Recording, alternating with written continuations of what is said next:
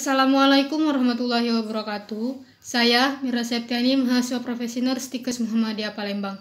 Di sini saya ingin melakukan presentasi jurnal dari kasus yang saya dapatkan untuk memenuhi salah satu tugas stase keperawatan gadar kritis. Yang pertama itu saya ingin menjelaskan latar belakang dari cedera kepala. Cedera kepala adalah suatu gangguan traumatik dari fungsi otak yang disertai atau tanpa disertai pendarahan interstisial dalam substansi otak tanpa diikuti keputusan komunitas otak. Penyebab terjadinya kepala mengakibatkan pasien dan keluarga mengalami perubahan fisik maupun psikologis dan akibat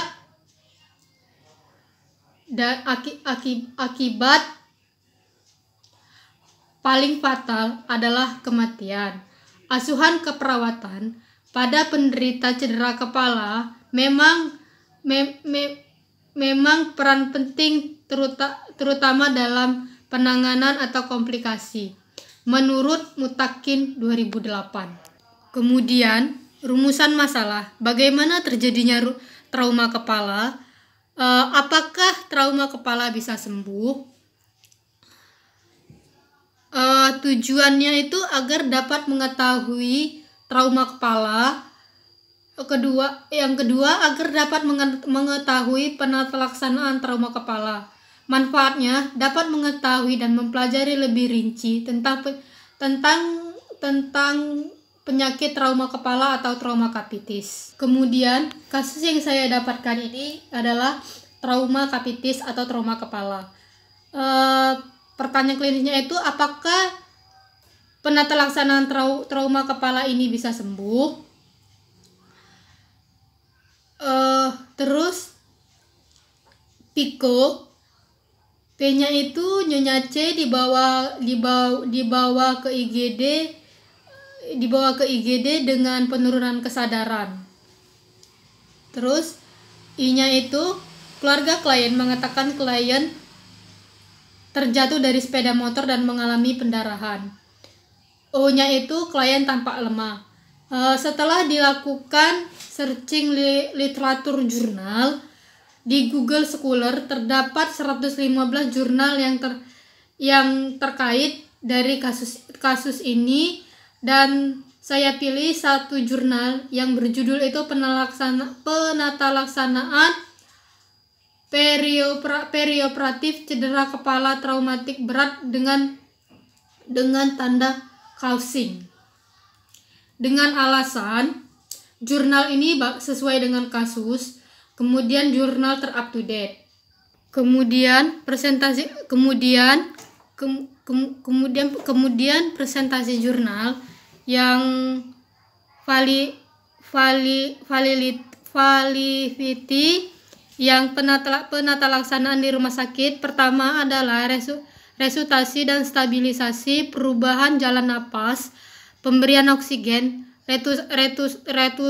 resusitasi cairan dan pemberantasan kejang telah dilakukan. Pada waktu perjalanan transportasi ke rumah sakit, kedua resusitasi dan stabilisasi ini untuk mencegah sekunder tetap dilakukan. Kemudian setelah pasien datang ke UGD dengan cedera mengancam nyawa, diberikan oksigen yaitu 8-10 liter. Kemudian improved ini dalam hasil operasi neurosurgikal. Pada umumnya pasien dibangunkan dari anestesi secepatnya, sehingga status neurologi dapat dievaluasi secepatnya. Sebagian hasil dari tindakan pendarahan secara umum pada pasien cedera kepala terdapatnya edema berpotensi mengalami cedera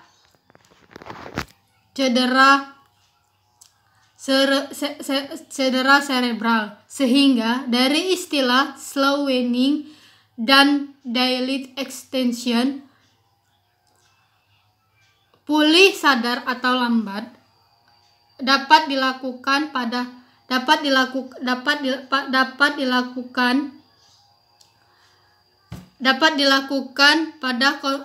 kondisi 6-8 derajat. Kesadaran praoperasi buruk, resiko terjadinya edema atau pemberatan edemanya seperti pada operasi yang lama, pendarahan banyak dekat area vital,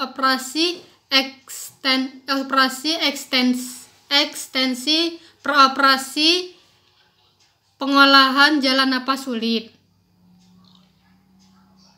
Kemudian amphibillity, pengelolaan cairan pada cedera kepala traumatik adalah mempertahankan keadaan dan memelihara kondisi evolumi sedang C atau CFP 8-10 mmHg, karena cairan yang negatif berhubungan dengan lauran yang jelek. Kemudian kesimpulan pedoman penata laksanaan cedera kepala traumatik telah mengalami perbaikan. Periode perioperatif merupakan periode yang kritis karena pada periode ini penanganan yang tepat akan mempengaruhi lauran dari pasien dengan cedera kepala.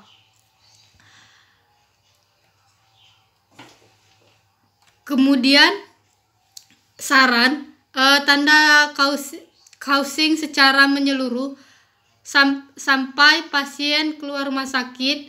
Luaran yang didapat masih memerlukan evaluasi untuk mengetahui adanya fungsi kondisi pada pasien.